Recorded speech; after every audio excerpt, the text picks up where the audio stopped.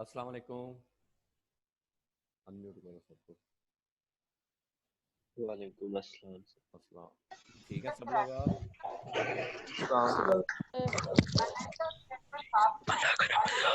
आवाज़ सबको क्लियर आ रही है? Yes sir. म्यूट कर दें।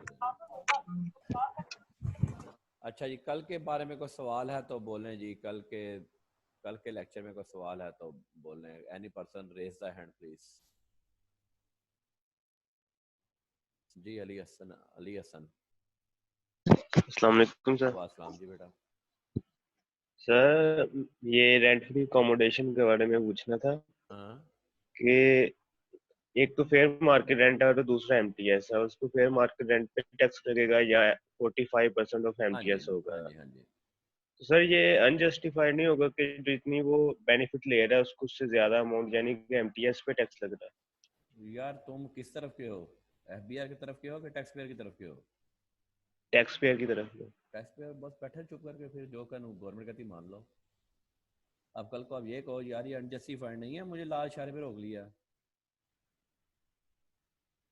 नहीं सर, जैसे नहीं मैं वैसे बात कर रहा हूँ, मैंने भी तो बड़ी आसान सी बात की है ना। ठीक है तो ऐसा भी कानून तो हो सकता है ना। पुत्र पुत्र कानून कानून है। हम मैंने कानून बनाना है, मैंने कानून से बाहर नहीं जाना है। ठीक है, सही। जो लॉ ने लिख दिया वो अनजस्टिफाइड है या वो जस्टिफाइड है।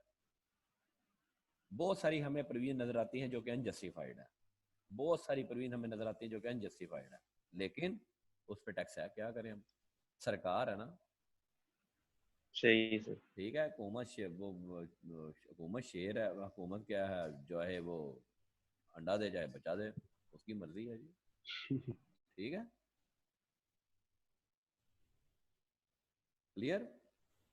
तो ये हम ये नहीं कह सकते। बहुत सारी हम ये तो अभी आप बहुत थोड़ा सा पढ़ते हो तो बहुत सारी बातें जस्टिफाइड हमें। जी हाफिज अतीक। जी हाफिज अतीक अनम्यूट नहीं हुआ। अस्सलाम वालेकुम सर। वासलाम। हाँ जी। सर आपकी आवाज बहुत लो आ रही है। अब ठीक आ रही है? हेलो। यस सर, कंपैरेटिवली ठीक है। अब ठीक आ रही वो मैं बोल ही स्लो रहा था। चलें। अली हसनैन। अली हसनैन। अस्सलाम अस्सलाम अस्सलाम वालेकुम ठीक है। सर। वासलाम। सर ये मेडिकल फैसिलिटी में नोट्स दिए हुए हैं सर, और दूसरे नोट की समझ नहीं लगी सर। पढ़ो। reimbursement of medical bills by the insurance company under group insurance policy arranged by the employer is not हाँ taxable जी, as well as बाज का ऐसा होता है, बाज का ऐसा होता है कि मैं बजाय अपने पल्ले से पैसे दूं, मैंने अपने तमाम एम्प्लॉयज की ग्रुप इंश्योरेंस करवा दी मेडिकल की। Yes sir. ठीक है, उसमें उसमें मुझे क्या देना पड़ता है? मुझे इंश्योरेंस प्रीमियम देना पड़ता है हर एम्प्लॉय का। ठीक है, अब यस सर। एम्प्लॉय जितना मर्जी बीमार हो, अब पैसे उसको कौन देता है? अब इंश्योरेंस कौन देती है? ठीक सर। उसमें उससे उससे उससे हुआ क्या कि मैं ये भी हो सकता, जैसे यार मैं गाड़ी की इंश्योरेंस करवाता हूँ, अब गाड़ी सारे साल ना लगे, एक्सीडेंट ना हो, यस सर। तो इंश्योरेंस कंपनी का जो प्रीमियम है वो प्रॉफिट है। लेकिन ये भी हो सकता है कि गाड़ी इतनी ज्यादा लग गई कि मैंने जितना प्रीमियम दिया उससे ज्यादा इंश्योरेंस के पैसे लग गए, मैं कवर हो गया। तो यस सर। हम कहें जी यहाँ पे जी से अली साहब जी बड़े, मैंने ग्रुप इंश्योरेंस करवा दी पूरे टिप्स कॉलेज के स्टाफ की। उसमें जी अली साहब बीमार हो गए बड़े जी। ठीक है, अब वो जो पैसा सारा देगी वो कौन कौन देगा? इंश्योरेंस कंपनी देगी। ठीक सर। तो वो जो अली साहब का बेनिफिट हुआ है वो एग्जेम्प्ट रहेगा। ठीक हो गया सर। ये एक तरह से क्या है, मेडिकल फैसिलिटी है। मेडिकल फैसिलिटी है थ्रू इंश्योरेंस कंपनी, ठीक सर। और ये होती है according to terms of employment है। ये not in according terms of employment हो ही नहीं सकती। ठीक ठीक है। हो गया sir. Ali Hasnain. Yes sir. Ali Hasnain आप भी बोल रहे थे, अली हसनैन बोल रहा था। चलो जी आगे चले जी। किसी और का कोई सवाल है जी? बेटा बेटा किसी और का क्वेश्चन? लें जी, प्रोविडेंट फंड पढ़ने से पहले हम दो तीन चीजें बेस समझेंगे हम जरा पहले, फिर हम प्रोविडेंट फंड पढ़ेंगे। जी अहमद जमाल। जी अहमद जमाल बेटा। सर आवाज कम आ रही है। आवाज कम आ रही है? देखो जी क्यों भाई, क्या मसला है? आवाज कहते कम आ रही है। यार मैं बीच में थोड़ा सा स्लो हूँ आज, थोड़ी सी मूड अच्छा नहीं है। अहमद जमाल आवाज आ रही है? ठीक है सर। अब ठीक है। देखा मैं ही नीचे बोल रहा था। चलो ठीक है, ओके, समझ गया हूँ बात। मैं इधर आहिस्ता बोल रहा था। चलें जी, आज अभी हमारा आगे आ रहा है प्रोविडेंट फंड। प्रोविडेंट फंड से पहले हम एक चीज जो है वो हम पढ़ेंगे। एक चीज मैं आपको समझाना चाहता हूँ प्रोविडेंट फंड से पहले। अच्छा जी, वो क्या है जी, सेक्शन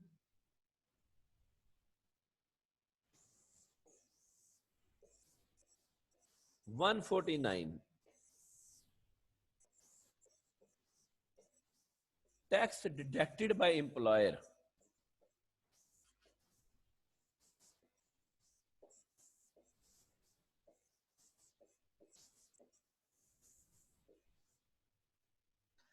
हर एम्प्लॉयर की जिम्मेदारी लगा दी गई, हर एम्प्लॉयर की जिम्मेदारी लगा दी गई। क्यों भाई वो ले लें जरा, क्या रेट्स, टैक्स रेट्स पकड़ लेना, वो किताब पकड़। अच्छा जी, हर एम्प्लॉयर की जिम्मेदारी लगा दी गई कि जब भी वो अपने किसी एम्प्लॉय को टैक्सेबल सैलरी देगा तो वो टैक्स काट के फिर पेमेंट करेगा। हर एम्प्लॉयर की जिम्मेदारी लगा दी गई, चाहे वो सरकार है, चाहे वो प्राइवेट है, चाहे वो सेमी गवर्नमेंट है, चाहे वो कोई यहाँ का कोई प्राइवेट ऑर्गेनाइजेशन है, चाहे कोई इंडिविजुअल है, चाहे कोई एओपी है, चाहे कोई पब्लिक कंपनी है, चाहे कोई प्राइवेट कंपनी है। उसने हर एम्प्लॉयर ने जब अपने एम्प्लॉय को टैक्सेबल सैलरी देनी है तो उसने टैक्स काट के पेमेंट करनी है। अब हम यहाँ पे अज्यूम कर लें कि जी से मिस्टर ए एम्प्लॉयर है,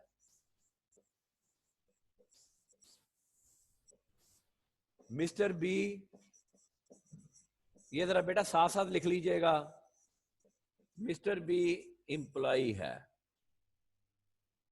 सैलरी है जनाब ₹1 lakh per month.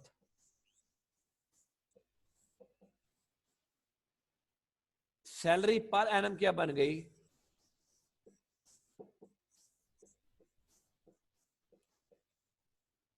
12 lakh. Tax per annum क्या बन गया?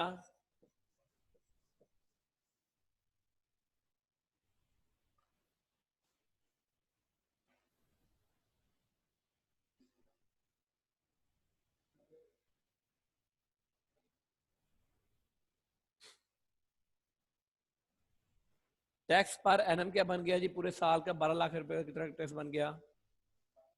60,000, 30,000।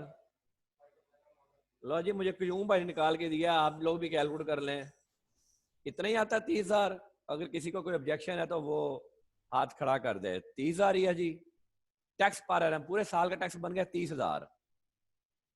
टैक्स पर मंथ कितना बना जी? क्यों भाई 2500 रुपया। अब ये एम्प्लॉयर क्या करेगा? एम्प्लॉयर हर सैलरी कैसे मिलती है? हर महीने मिलती है। सैलरी कैसे मिलती है? हर महीने मिलती है। तो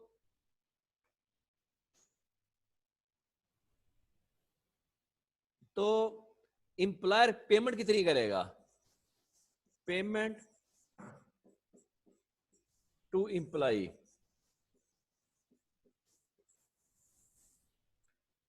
₹1 लाख माइनस टैक्स माइनस करेंगे 2500 रुपया और 97,500 रुपया नेट पेमेंट करेगा।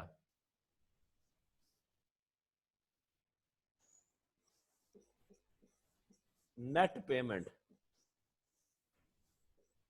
एक साल के बाद जब साल खत्म हो जाएगा तो एम्प्लॉय जब अपनी रिटर्न फाइल करेगा एम्प्लॉय अपनी रिटर्न फाइल करेगा तो वो क्या कहेगा, अब आएगी डेक्लेरेशन बाय एम्प्लॉय।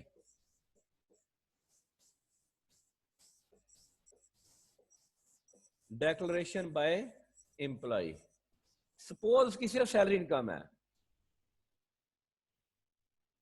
वो कहेगा जनाब मेरी जो सैलरी है वो है 12 लाख, 12 लाख के ऊपर टैक्स लायबिलिटी बनती है 30,000,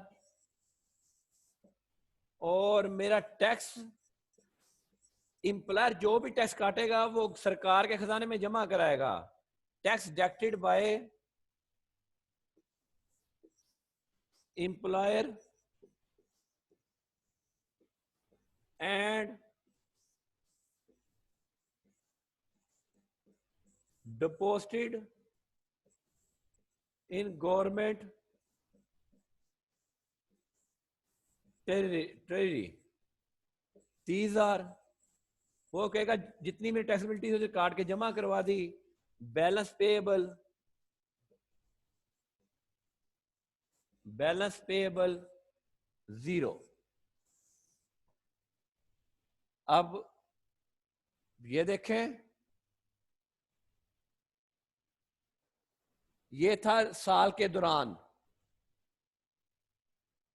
और हमने यहां अज्यूम किया कि इसकी सिर्फ सैलरी इनकम थी और कोई इनकम नहीं थी। कोई और इनकम भी होती तो जनाब वो जमा करे टैक्स निकालता, और जितना उसका टैक्स कट के ऑलरेडी गवर्नमेंट खजाने में जमा हो गया वो माइनस कर देता। सरकार सरकार और आपका एक मोहब्बत प्यार का रिश्ता है। सरकार आपसे किसी ना किसी माध्यम में टैक्स लेती रहती है। आप लोग सारे भी टैक्स पेयर हो, क्योंकि आप सारे लोग मोबाइल इस्तेमाल कर रहे हो, और मोबाइल के ऊपर जो है वो टैक्स, जो आपकी कॉल्स हैं उसके ऊपर भी टैक्स लगता है। वो टैक्स भी आप अगर रिटर्न फाइल करो तो क्लेम कर सकते हो।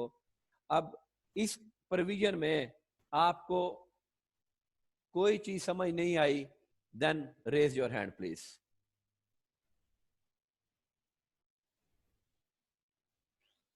इनको ये नजर आ रहा होता है? रेज योर हैंड अगर आपको कोई बात इसमें समझ नहीं आई जी।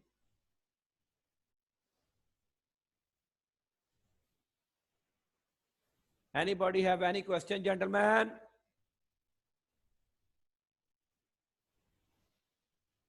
किसी का कोई सवाल है तो बोले जी क्या चीज समझ नहीं आई। देखें, चाहे फेडरल गवर्नमेंट उसने भी टैक्स काटना है। हम अगर आपको याद हो तो हमने टैक्स पेयर की डेफिनेशन में वो सारा फेडरल गवर्नमेंट प्रोविंशियल गवर्नमेंट पढ़ा था। वो इसी वजह से पढ़ा था कि उनके ऊपर लॉ की कोई ना कोई प्रोविजन अप्लाई होती है। कौन सी? आरफ अलवी को जो तनख्वाह मिलती है, आरफ अलवी को टैक्स काट के मिलती है। इमरान खान को जो तनख्वाह मिलती है वो टैक्स काट के मिलती है। MNA को जो तनख्वाह मिलती है वो टैक्स काट के मिलती है। सिविल जजेस, government servant, private employees tax काट के तनख्वाह देते हैं। मेरे यहाँ पे 2 बंदों की सैलरी टैक्सेबल है, अली साहब की है, मैडम शाजिया की है। हम इनको टैक्स काट के पेमेंट करते हैं।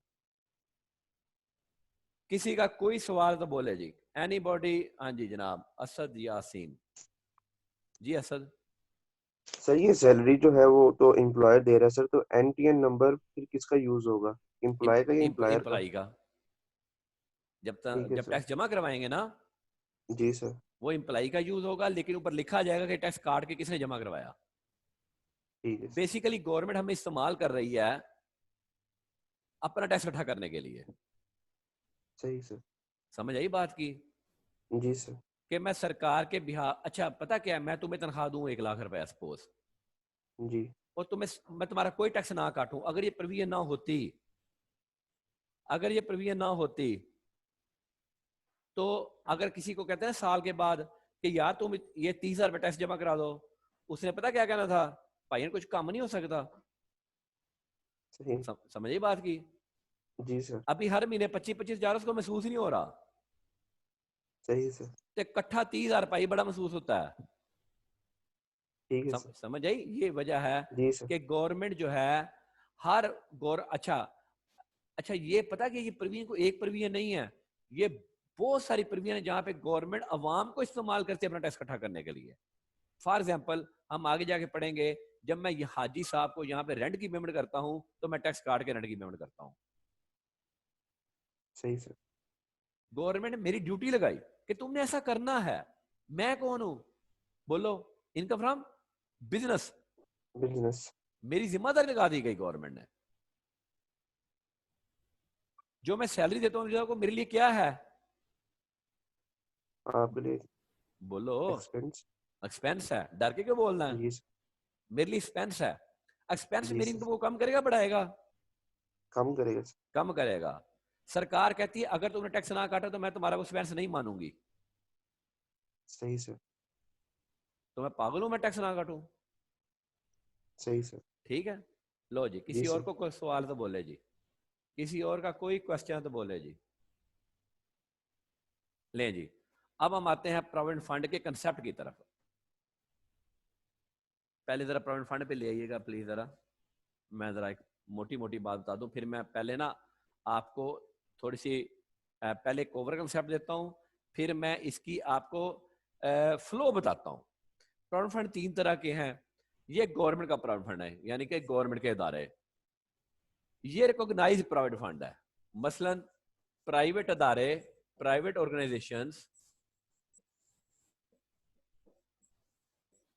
अपना प्रोविडेंट फंड डेवलप करती हैं, तो वो रिकॉग्नाइज करवा लें तो रिकॉग्नाइज हो जाएगा, नहीं करवाएंगे तो वहां रिकॉग्नाइज होगा। ये रिकॉग्नाइज कौन करता है? ये करता है CIR। ये रिकॉग्नाइज कौन करता है? CIR। CIR कौन है? कमिश्नर इन लैंड रेवेन्यू। अगर मैं कहूं कि अच्छा प्रोविडेंट है क्या? प्रोविडेंट फंड एक रिटायरमेंट बेनिफिट है,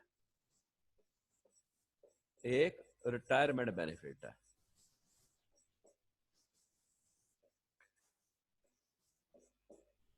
और प्रोविडेंट कितनी तरह का? गवर्नमेंट और प्राइवेट। प्राइवेट में 2 चीजें हो गई, रिकॉग्नाइज्ड या अनरिकॉग्नाइज्ड। लो जी अब अगले पेज पे आइएगा जरा प्लीज।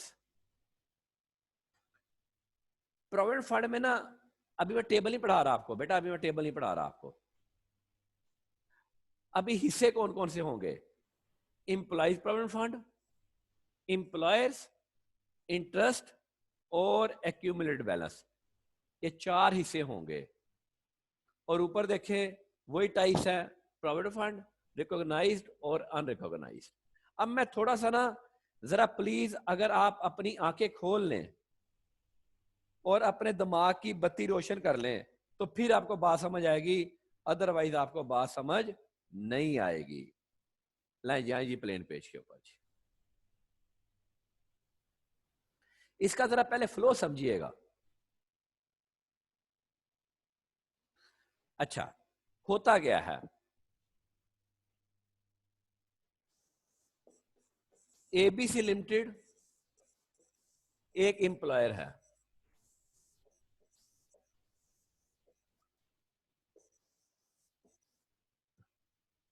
मिस्टर कोरोना एक एम्प्लॉय है।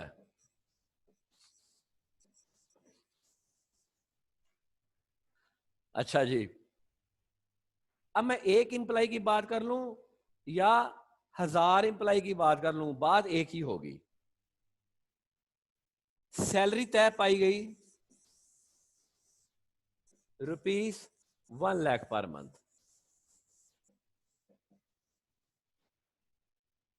मैं जरा प्रोविडेंट फंड की बेस समझाने लगा हूं आपको। बेस अगर आपको समझ आ गई तो आपको टेबल भी समझ आ जाएगा। इंप्लॉयर कहता है कि जनाब तुम ऐसे करो, कमेटी डालो। प्रोविडेंट फंड क्या कमेटी है समझ लो। तुम ऐसे करो कि इंप्लॉय का हिस्सा भी काट, इंप्लॉय तुम अपना हिस्सा दो। मिस्टर कोरोना अपना हिस्सा देगा से 9%, 9% ऑफ बेसिक सैलरी।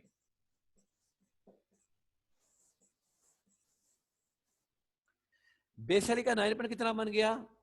इसको कहेंगे इंप्लॉइज प्रोविडेंट फंड कंट्रीब्यूशन।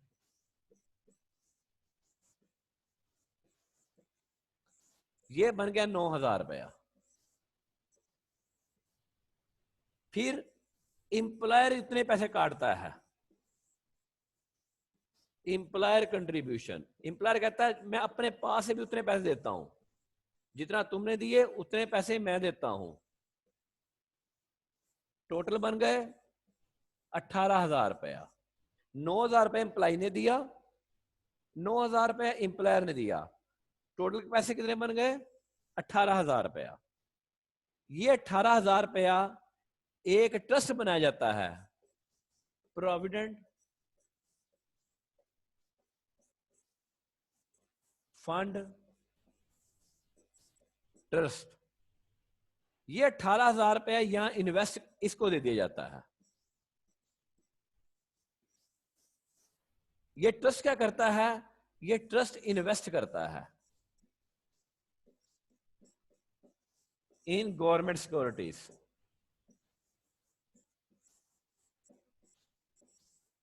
या कोई और सिक्योरिटीज। जब इन्वेस्ट करता है तो यहां जाहिर है इसके ऊपर रिटर्न भी आती है। उसको आप मार्कअप कह लें, उसको आप प्रीमियम कह लें, उसको कुछ उसके ऊपर रिटर्न भी आती है। से 18,000 के ऊपर ये हर महीने काम होना है, ये हर महीने काम होना है। अब 18,000 के ऊपर से 500 रुपया रिटर्न आ गई। अब टोटल कितना बन गया? 18,500। इस तरह हर महीने पैसे इकट्ठे होते जाते हैं, इस तरह हर महीने पैसे इकट्ठे होते जाते हैं। और जब एम्प्लॉय रिटायर होता है, रिटायर्ड, तो जितना भी एक्यूमुलेट बैलेंस है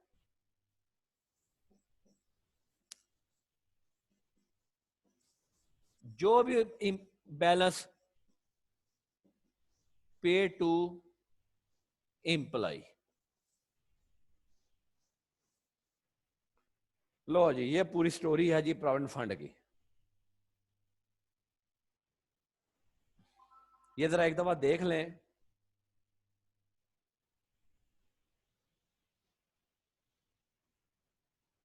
कोई सवाल है तो बोले जी।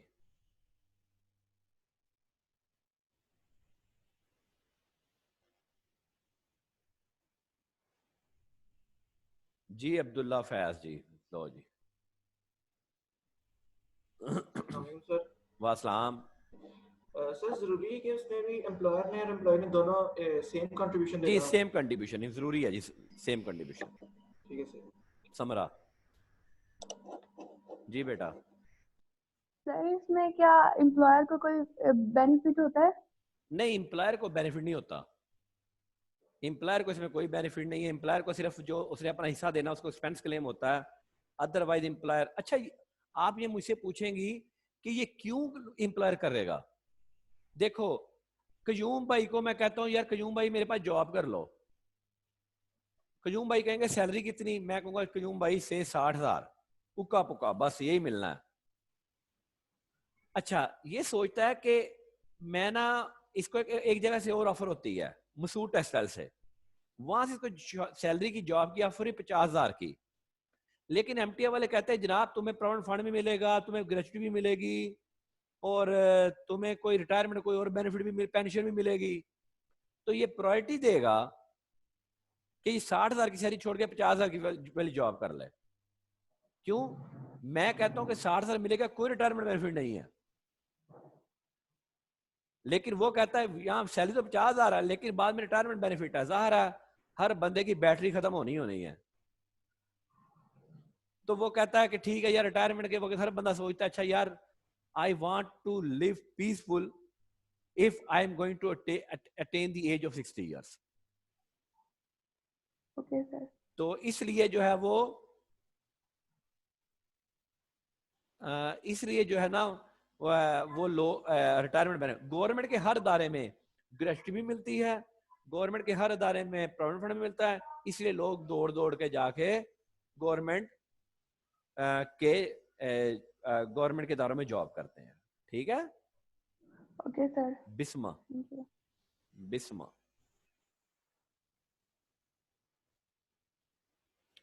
जी बिस्मा। अस्सलाम वालेकुम सर। वासलाम जी बेटा। सर ये प्रोविडेंट फंड तो एक रिटायरमेंट बेनिफिट है, इसके अलावा पेंशन भी मिलेगी क्योंकि वो भी तो रिटायरमेंट हाँ जी बेनिफिट ही है। हाँ जी वो भी रिटायरमेंट बेनिफिट है, ठीक है। पेंशन, गवर्नमेंट के पेंशन भी मिलती है, ग्रेजुएटी भी मिलती है, प्रोविडेंट फंड भी मिलता है, ओके सर। ठीक है। जी अभी अभी हम एम्प्लॉय का फायदा हो रहा था, हम क्यों क्यों सोचें, ठीक है। जी शेब लोधी, अस्सलाम वालेकुम सर, ये सर वासलाम। जो एम्प्लॉई और एम्प्लॉयर कंट्रीब्यूशन है ये हाँ, हर मंथ होगी या ये वंस की होगी? हर मंथ, हर month, okay thank you sir. हर मंथ ये एक्सरसाइज होगी। ये पता क्या, एम्प्लॉयर जैसा टैक्स ही काट लेता। Hello, yes sir. एम्प्लॉयर जैसा टैक्स काटता है ना, इस तरह एम्प्लॉयर जो है वो प्रोविडेंट फंड भी काट लेता है। ओके यानी कि इस बंदे को कितनी देर हम, अच्छा अब मैं अभी मैं रोक लेता हूँ आपकी बात, मैं जरा पहले ये समझा लूँ, यहाँ से किसी का आंसर क्वेश्चन तो और ले। Anybody have another question, anybody have another question, mute कर दो। Anybody have another question? अच्छा जी, अब इसको ऐसे रहने दे, जरा बंद करें इसको। अब जनाब यहाँ पे हम कहें कि कोरोना को कितनी मंथली कितनी पेमेंट होगी, कोई बंदा आंसर करेगा कि मिस्टर कोरोना को हमारे सवाल में नेट पेमेंट कितनी होगी? छोड़ दो और हाथ खड़ा करके बात बताए। अली हसन ने हाथ खड़ा कर दिया जी।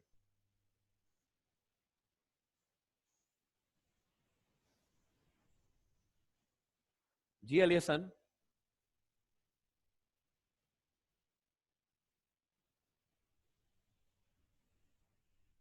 अनम्यूट नहीं हुआ। हाँ जी अली हेलो हसन। सर। हाँ जी, सर आवाज आ रही है? आ रही है, आ रही है। सर 88,500। 88,500, हाँ ठीक है, बिल्कुल ठीक है। लुकमान सादी 91,000 नहीं होगी? हैं? 91,000 नहीं? नहीं, टैक्स किसे काटना था? सर वो 9,000 ठीक है सर, वो आप अच्छा ना, दूसरा पीछे टैक्स टैक्स लगा। 2,500 ठीक है टैक्स, 2500 टैक्स किसे सर काटना ठीक था? हाँ जी, अब यही मैं बात समझाने लगा हूँ। ठीक है सर।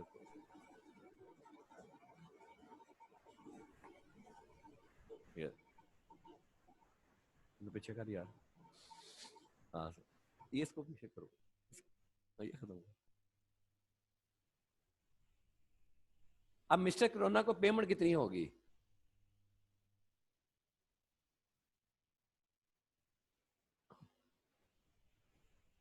मिस्टर ना यार, मिस्टर कोरोना नाम ना ही रखे, ऐसे ना टेंशन होती है, ठीक है। क्यों भाई कह रहे हैं मेरा नाम रख लें जी, मिस्टर रजा, रजा भाई ये पूरे कॉलेज का भाई है। अच्छा जी अच्छा, उसकी सैलरी कितनी है?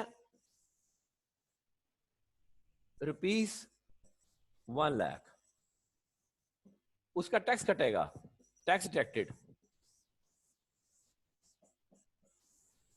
2500 रुपया, वो जो मैं अभी पढ़ा के आया आपको। फिर उसका प्रोविडेंट फंड जो उसका अपना कंट्रीब्यूशन है एम्प्लॉय का, वो भी एम्प्लॉयर खुद काट लेगा। बाद में कौन देता है? मांग 9,000 रुपया। ये इसको नेट पेमेंट होगी हर महीने, नेट पेमेंट होगी 88,000 नहीं, 89 नहीं,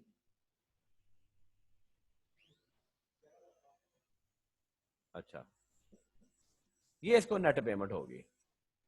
ये उसकी हो जाएगी adjusted against tax liability,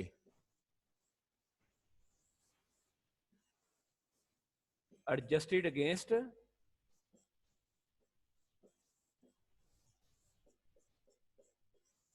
tax liability. और ये समझ लें उसकी एक कमेटी है, इसको मैं तो आपकी आसानी के लिए कह रहा हूँ कि ये कमेटी है कि 9,000 अपने पास डालेगा, 9,000 वो डालेगा, दोनों जमा करेंगे, जमा करके इन्वेस्ट करेंगे। जब वो 60 साल का होगा या वो ऑर्गेनाइजेशन छोड़ के जाएगा तो उसको रिटायरमेंट बेनिफिट मिल जाएगा। जी सवाल था जी कोई? जी मुनीब। जी अस्सलाम वालेकुम सर। वालेकुम बेटा। सर ये जो एम्प्लॉयर्स कंट्रीब्यूशन है 9,000 रुपया, वो टैक्सेबल नहीं होगा क्योंकि वो बेनिफिट यार हो रहा है अभी एम्प्लॉय अभी को? मैं टैक्स पढ़ाया, अभी मैं टैक्स पे तो पहुंचा ही नहीं हूँ। ठीक है। अभी हौसला करें ना यार। जी सर ठीक है। ठीक है हाँ। लो जी, any question, any other question? लो जी अब आए टेबल के ऊपर जी। लो जी अब मजा आएगा टेबल समझने का। लो जी, इंप्लाई कंट्रीब्यूशन नो ट्रीटमेंट, चाहे गवर्नमेंट का है, चाहे रिकॉग्नाइज्ड है, चाहे अनरिकॉग्नाइज्ड है। कोई बंदा बताएगा कि क्यों no treatment? Anybody raise a hand कि ये क्यों नो ट्रीटमेंट है? कोई बंदा जी, कोई एनी स्टूडेंट जी? तला बुखारी, तला बुखारी को अनम्यूट करो जी। सर हाँ जी, उसकी सैलरी में से एक दफा टैक्स कट चुका हाँ हुआ है, जी, नहीं है? ऑलरेडी उसको अभी तक हमने टैक्स सर किसके ऊपर आपने कैलकुलेट किया? हमने टैक्स 1,00,000 सर रुपए के ऊपर कैलकुलेट किया। यस सर, आपने कहा था कि एक इनकम कभी भी दो हाँ दफा जी, टैक्स और लगेगा। शाबाश, सोना लगा तू, शाबाश। ठीक है, इसलिए नो ट्रीटमेंट बेटा, इसलिए नो ट्रीटमेंट के जी ये ऑलरेडी टैक्स्ड है। बेसिकली हम इसको कहें ये ऑलरेडी टैक्स्ड हो गई हुई है,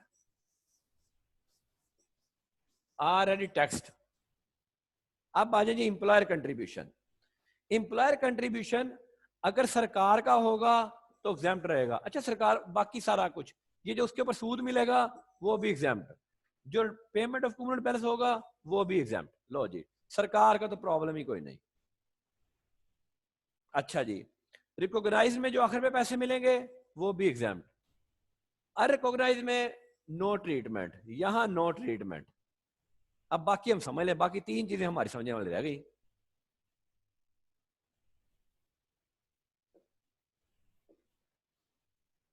वो मिटा दे यार, सारा कुछ मिटा दो। अच्छा ठहर जाओ, ठहर जाओ, ठहर जाओ।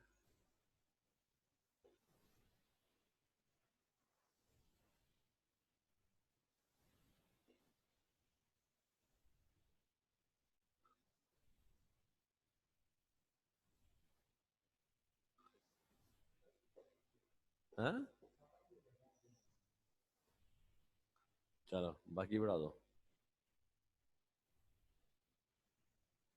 चलो अच्छा जी, अब हम पढ़ते हैं। हमने क्या देखना है अब? इसको देखना हमने, रिकॉग्नाइज प्रोविडेंट फंड और exemption limit.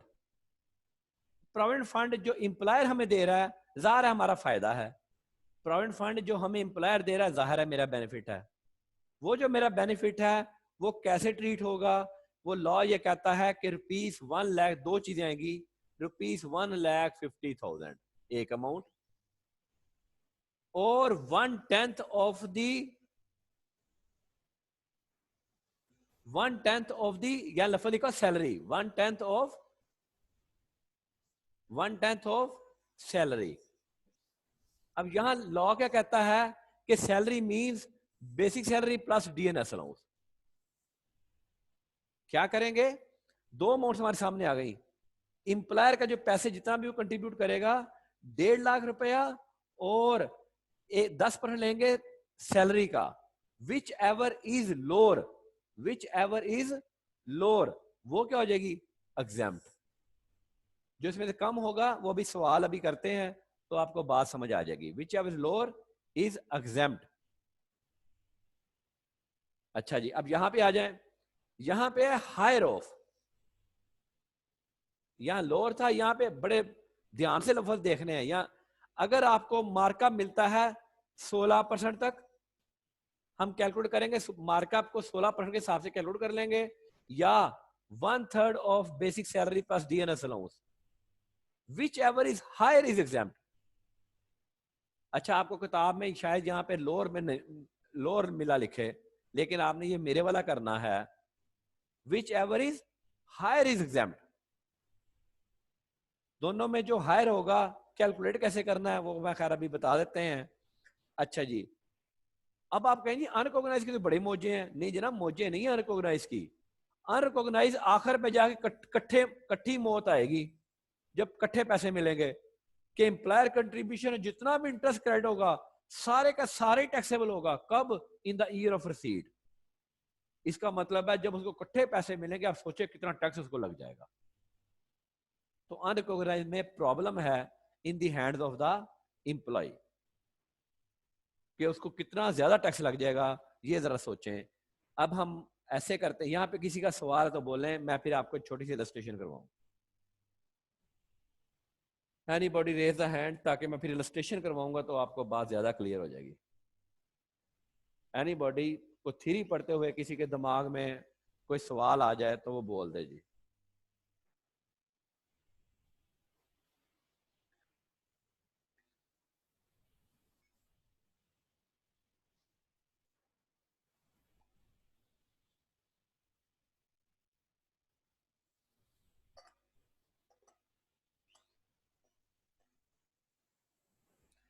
Nobody have question? कि अब बिल्कुल समझ नहीं आई? इसके सवाल किए हमने अमेरिकन में। हाँ करें, अगली स्लाइड चेक करें जरा, मैं वहीं से करवा दूं।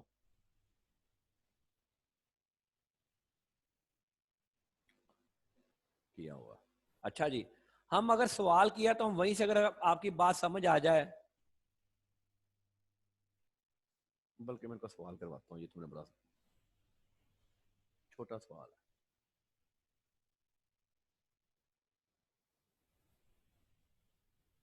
ये देखें, एक्सरसाइज देखें।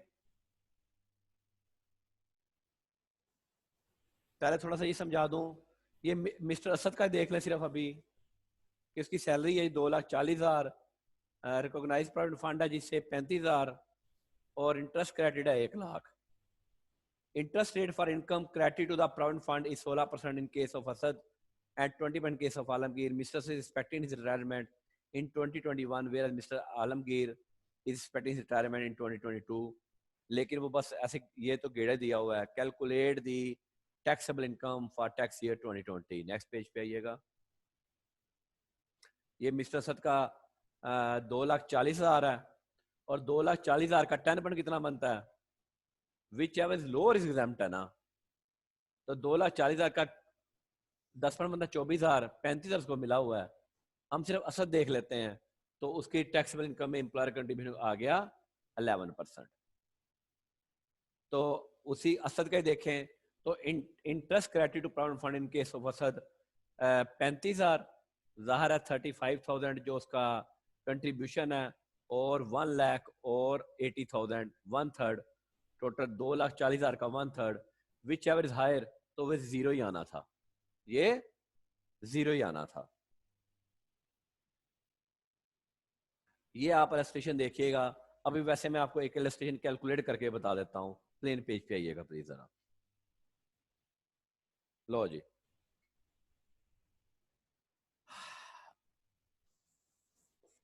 Mister Ali received a salary of rupees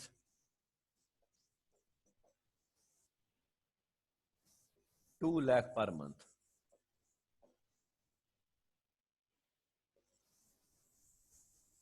Salary was received on 30th of every month. हर महीने मिल जाती है 30th of every month.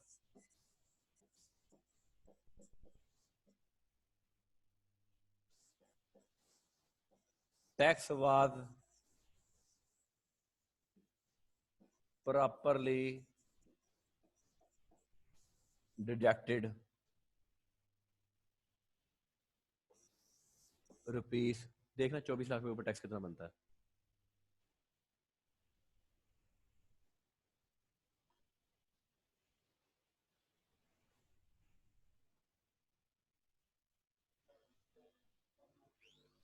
नहीं पर मंथ छोड़ दे, रुपीस 1,80,000।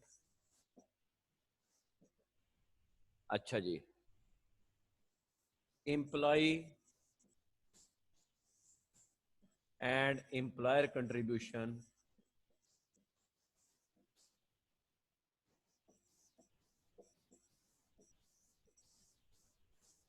कंट्रीब्यूशन इज रुपीस करें at the rate 12% of basic salary, 12% interest मिलता है। अच्छा जी, इंटरेस्ट क्रेडिट, अब इंटरेस्ट भी मिल गया है एट द रेट 20% रुपीस, चलें जी 1,80,000। लो जी, calculate tax liability.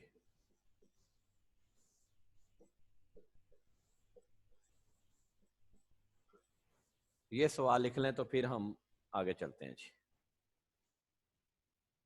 Mister Ali received a salary of ₹2 lakh per month, तनख्वाह 30 तारीख को मिल जाती है। टैक्स एम्प्लॉयर ने काट लिया है 1,80,000।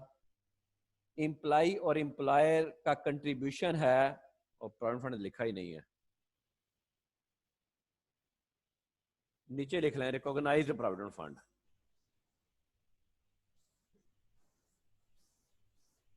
रिकॉग्नाइज्ड प्रोविडेंट फंड, आपको सवाल नॉर्मली रिकॉग्नाइज्ड प्रोविडेंट फंड का ही आएगा। रिकॉग्नाइज्ड प्रोविडेंट फंड,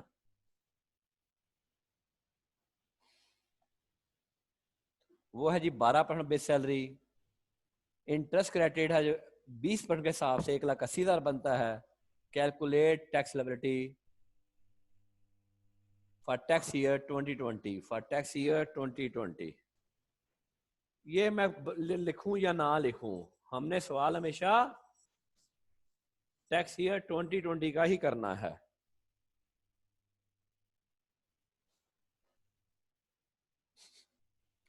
ऐसी फोटो खींच ला यार जरा, और फिर बार बार पीछे आना पड़ेगा। बस याद ही है वैसे, चलो खींच लो।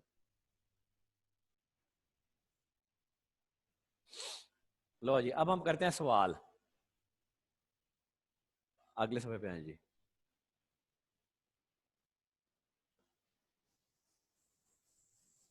सैलरी रिसीव्ड, अब इलस्ट्रेशन शुरू हो गई।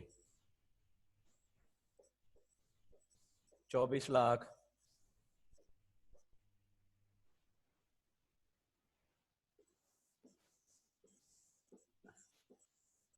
एम्प्लॉय कंट्रीब्यूशन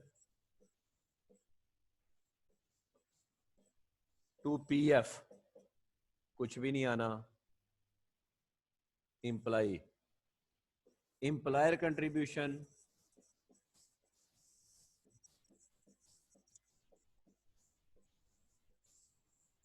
एम्प्लॉयर कंट्रीब्यूशन दो चीजें हैं, ₹1,50,000 और नहीं, एम्प्लॉयर कंट्रीब्यूशन है कितना है? कितना? वो नहीं, 24 लाख का 12%। एम्प्लॉयर कंट्रीब्यूशन कितना है जी?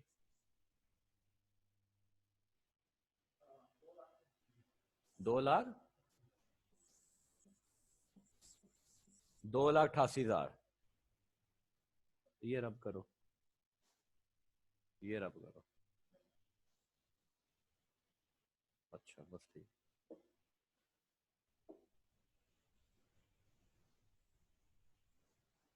हम पहले कैलकुलेट कर, मैं दोबारा लिख देता हूं।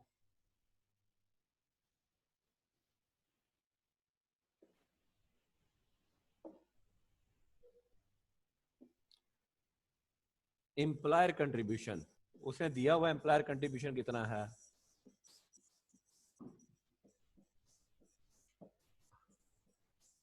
To provident fund at the rate 12%, कितना आया? 2,88,000। अब लेस क्या करेंगे? Exempt up to, exempt up to ₹1,50,000 एक अमाउंट, और 1/10 ऑफ बेसिक सैलरी। यहां डीएनएस अलाउंस नहीं दिया गया तो इसलिए उसी का 1/10 ले लिया, 2,40,000। Which ever is less,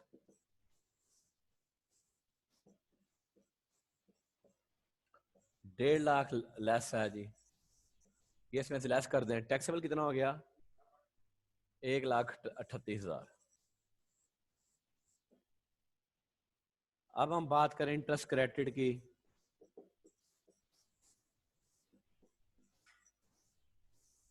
interest credit कितना है?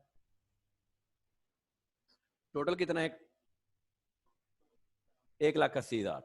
इंटरेस्ट क्रेडिट है 1,80,000। अब इसमें से करें जी, ये किस रेट से था? 20% से। इसको पहले लेके आए 16% के ऊपर। Interest credit at the rate of 16%। इसको 16% कैसे लेके आएंगे? 1,80,000 ज़रब 16/20, ये 16% पे आ गया। कितना है 16% पे? 1,44,000। और 1/3 ऑफ सैलरी क्या है?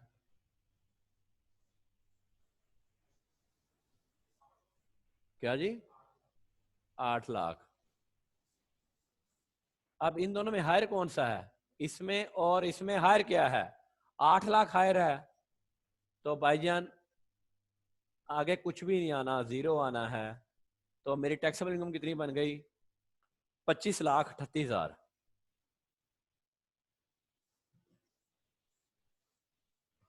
25 लाख। ओहो, 25,38,000 मेरी टैक्सेबल इनकम बन गई।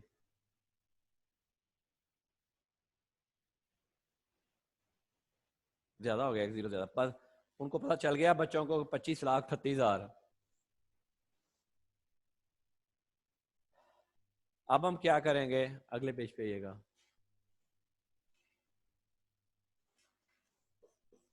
टैक्सेबल इनकम 25,38,000, इसके ऊपर टैक्सेबिलिटी कैलकुलेट कर दें। टैक्सेबिलिटी कितनी आएगी क्यों भाई?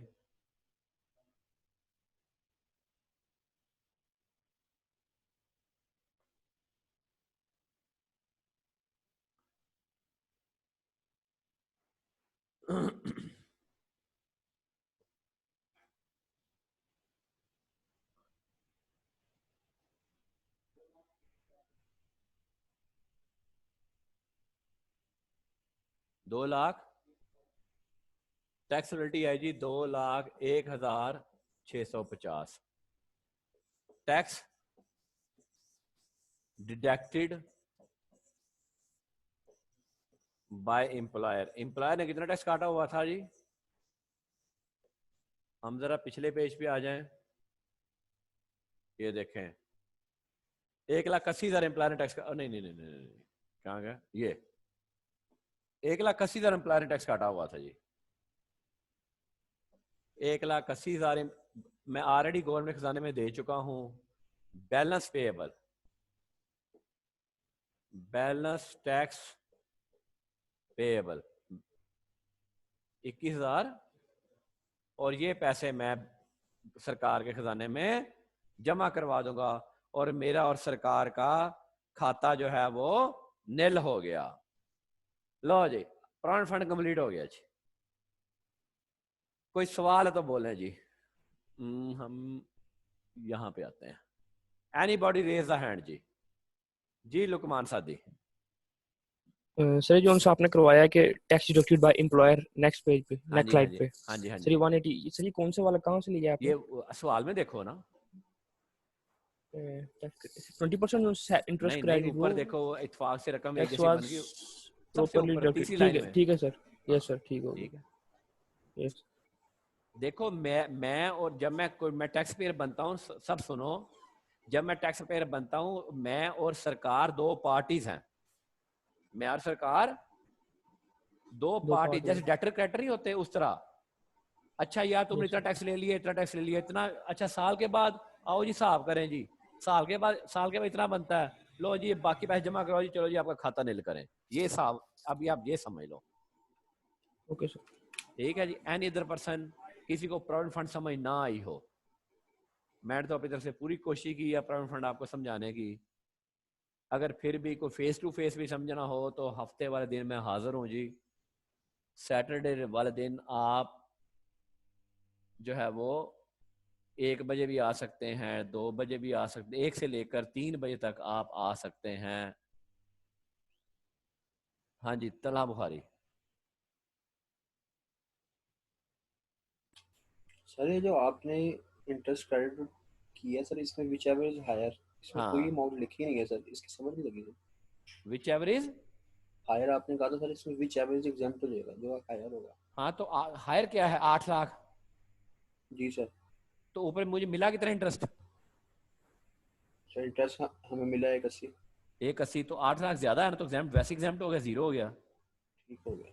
फिगर माइनस में नहीं आनी, सैलरी में कभी फिगर माइनस में नहीं आनी। ठीक है, ठीक है हो गया। हाँ जी। कोई और सवाल तो बोलें जी। ले जी, इसको पढ़िएगा, इसकी इलस्ट्रेशन देखिएगा।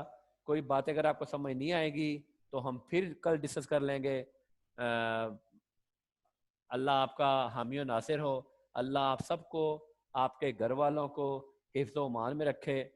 और दुआ पढ़ के बैठा करें बेटा, रब्बी अलहम्दुलिल्लाह शरीफ बैठ के बैठा करें। जब सुबह अपने लेक्चर के लिए बैठते हैं, कुल पढ़ के बैठा करें। जो बीमारियों की दुआएं आजकल बड़ी, वो जो भी हमें आलम लोग बताते हैं वो पढ़ के बैठा करें। अपने ऊपर फूंक लिया करें, अपने घर वालों के ऊपर। तो अल्लाह ताला आप सबको और आपके घर वालों को हिफ्ज़ व मान में रखे। अस्सलामु अलैकुम। अनम्यूट करें सबको जी। क्लियर जी सबको लेक्चर आज? Hello, everybody going clear? Clear है जी? Yes sir. अल्लाह खैर करे जी, अल्लाह खैर करे। ओके, अस्सलामु अलैकुम। ओके सर, अल्लाह हाफिज़। अल्लाह।